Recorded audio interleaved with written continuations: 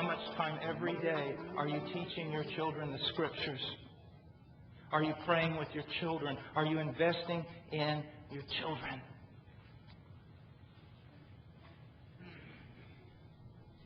How much? Now, I want you to think about something for a moment. The typical child in the typical church in the typical Christian family. From the time that they are in preschool, kindergarten, and on, they're in some preschool class. Then they go to kindergarten. Then they go to grade school.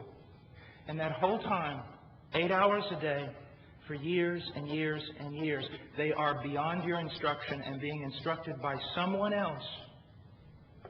Not in the things of the Lord usually, but actually in things that are totally counter to everything you personally believe. And then they go on to high school, and it even gets worse. And then they go on to college, and it even gets worse. And even from their infancy almost, as soon as they're out of school, you put a soccer sticker on the back of your van, or a ballet slippers or something, and you take that child out of school at 2 o'clock or 3 o'clock, and your ballet, soccer, football, softball, this and that. You don't have a home, you have a condo. And a bunch of people you don't know come back to it every night to eat and sleep. Not even eat anymore, just sleep. And the teachers, the peers of your children are foolish children. And so it's handing over an entire generation to the world. But on Sunday, you're going to bring them to Sunday school class, and they're going to learn to paint really pretty pictures of Noah's Ark. You say you're being sarcastic. You're right, I am. Because we're so blind. Let me give you an example. Do I have anything against Sunday school? Do I have anything against some youth groups, things like that? No, it's not the point. I just want to show something to you. Now you listen very, very carefully.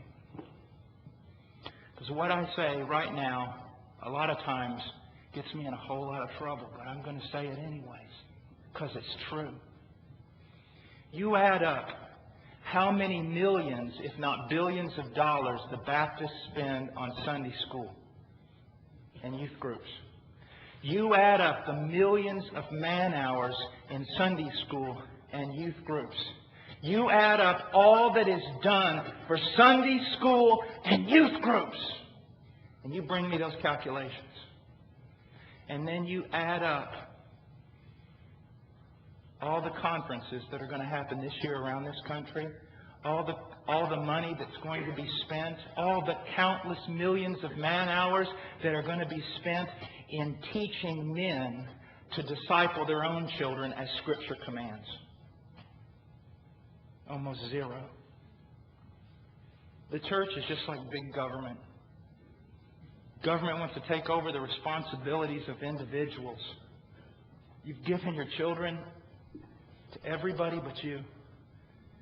Your Sunday school teacher is not supposed to teach your child, can't teach your child.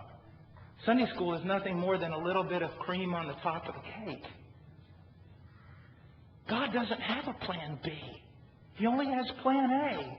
And plan A is, fathers, bring up your children in the fear and admonition of the Lord. That's God's plan. You're to dedicate yourself. Don't come in here talking about missions. My question is, are you going to have a Bible study tonight with your children? Are they going to see the reality of that in their dad's life? That's the question. Did you know that early Baptists were totally against Sunday school? They fought it like you cannot believe. You know what their main reason was? This. If we bring this into the church, then it will not be long before the church has assumed the responsibility of the religious training of children when the Scriptures clearly give that responsibility to the Father. I mean, if I went down through right now,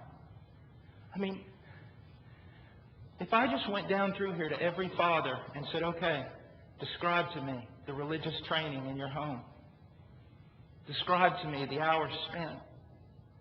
Describe to me the amount of time your child is learning to play football and hockey and everything else. And you're the one carting them around and encouraging. And then tell me the amount of hours given to the things of the kingdom in Scripture.